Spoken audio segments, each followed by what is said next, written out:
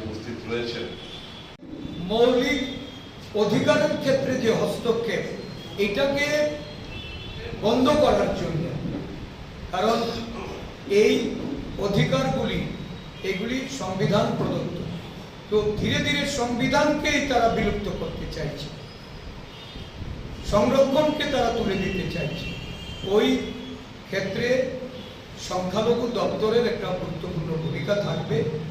আজকে আমাদের রাজ্যেও ওয়াকফ বিলের বিরোধিতা করে রাজ্যের বিভিন্ন প্রান্তে যে আন্দোলন কর্মসূচি সংগঠিত হচ্ছে, এই কর্মসূচিগুলিকে কিভাবে জনসম্মুখে আরো শক্তিশালী করা যায়, আমি সংগঠিত রূপে এই কর্মসূচিতে আপনাদের উপস্থিতিরও আমি কামনা করি।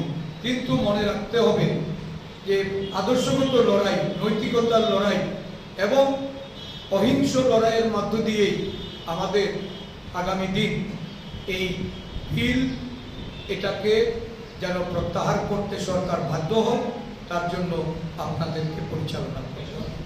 তো আমি আজকে এখানে প্রথমেই এখানে আপনাদের কাছে অনুরোধ রাখব যে বিভিন্ন আমাদের যে স্টেট কোঅর্ডিনেটর, এই মাইনরিটি ডিপার্টমেন্টের জেলা সভাপতি বা বিভিন্ন ব্লকের সভাপতির দায়িত্ব পালন করার জন্য যারা এগিয়ে এসেছেন, তাদের উপস্থিতিটা আমরা আজকে এখান থেকে নিশ্চিত করব। দায়িত্ব নিয়ে শৃঙ্খলার সঙ্গে এবং দলের নীতি আদর্শকে সম্পূর্ণরূপে মেনে সাধারণ মানুষের মধ্যে নিজেদেরকে নেতৃত্ব রূপে তুলে ধরার জন্য আপনাদেরকে দায়িত্ব নিয়ে কাজ করতে হবে।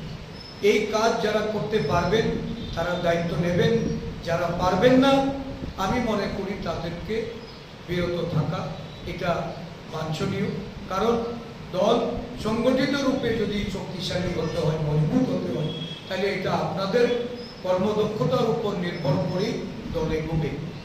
এই বিভাজনের রাজনীতিকে রুখার জন্য আমি সংখ্যালঘু দপ্তরকে আরও সতর্কতার সঙ্গে সক্রিয়ভাবে কাজে নেমে পড়ার জন্য আমি আহ্বান জানাচ্ছি।